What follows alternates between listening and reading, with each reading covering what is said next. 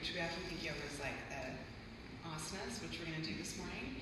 But to me, it was actually always just like a technology and a way of thinking and a way of interacting in the world. And travel and yoga, I think, goes so well together because to me, travel is like this ability to open your mind to something else. You see beautiful things, but you're also just put yourself in situations that are new and they're expansive, right? And I can't remember who it was. I literally just saw this quote. It was like, travel actually helps you avoid like narcissism. Because we've all been with people who also don't travel well, but it's really this idea of expansion. And so today, really our vision, what I want to talk about is the idea that you are actually creating everything out of our own mind. These are probably not new ideas to any of you.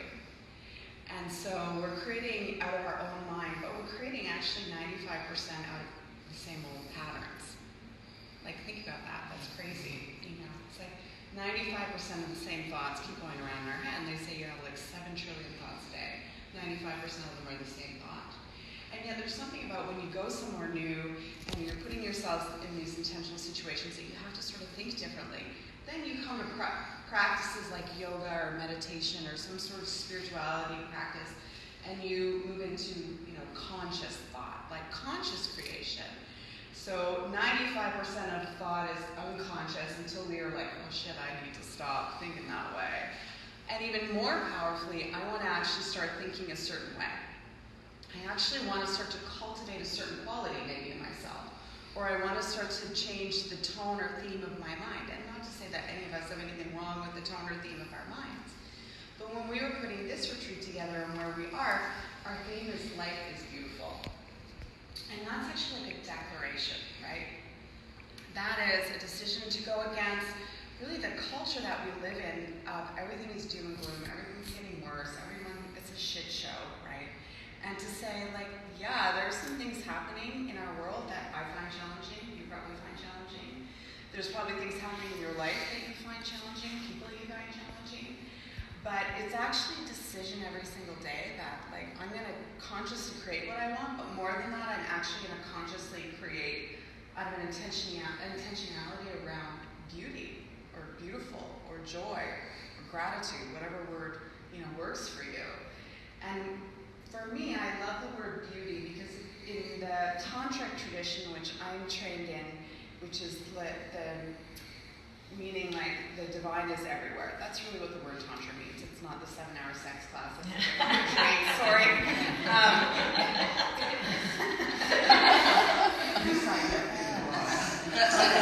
You train people now, but not on this one. This is really like the word tantra is like to expand and to come back, and it's the idea of like life is happening, right? Like there's this energy happening all the time. It's happening in your breath. It's happening in your life.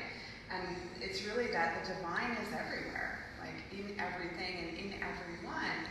And in that particular, this is the philosophy and ideology, really how Ian and I live our lives, is everything is divine. But there's a particular, Jessica's heard me talk about this before because I'm so passionate about this, there's a particular quality of the divine. And it's called Shri. And I love this word. And it literally means that which is beautiful or that which is good. And so in our culture, when we say the word beauty, it can sometimes, as a woman, I get like a mixed feeling about that. It's like a comparison or like over, like airbrushed in some way and all these models of beauty and do I fit into that and what's my own beauty? But this is really like the way that we look at this idea of Shri is like it's that innate beauty. It's that which is just like natural, and I don't mean like not makeup or anything like that, but just like an inherent beauty. And I think you look around here, it's super easy, right? Like literally we walked in yesterday, I was like, I'm gonna start crying. Like, are you kidding me with this shit? This is amazing.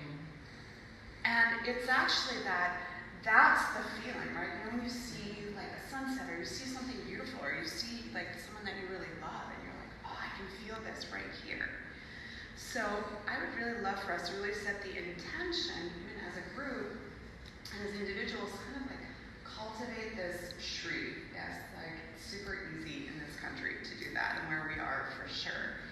But there's an interesting theory about this, is that we can only see what we are.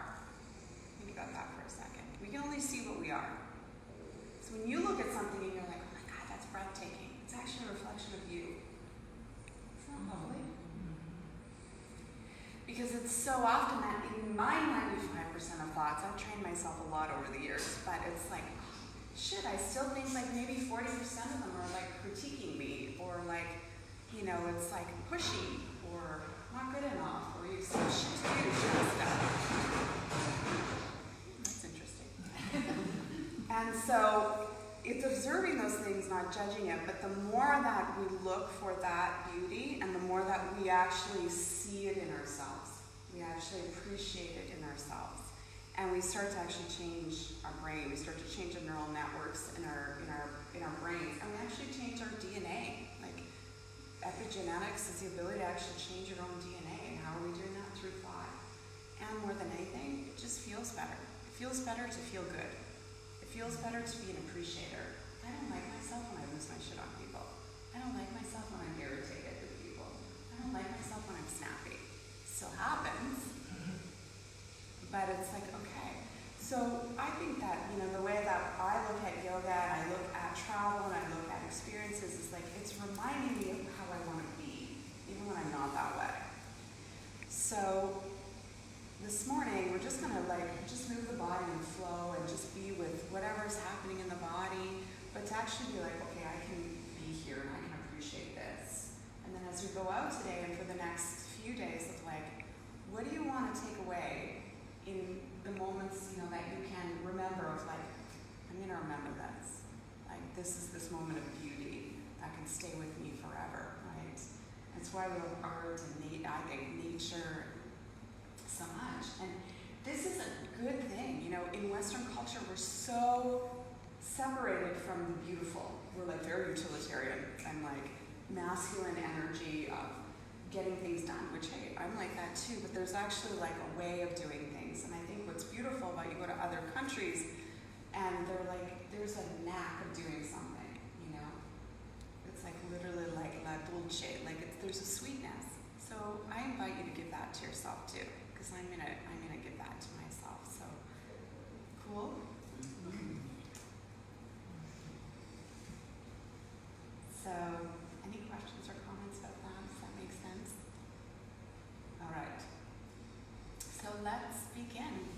I think actually when you get back to your mats, thank you for sharing your mats, we're actually going to just come into a seated position in whatever way is comfortable. And for anybody, if sitting like this is super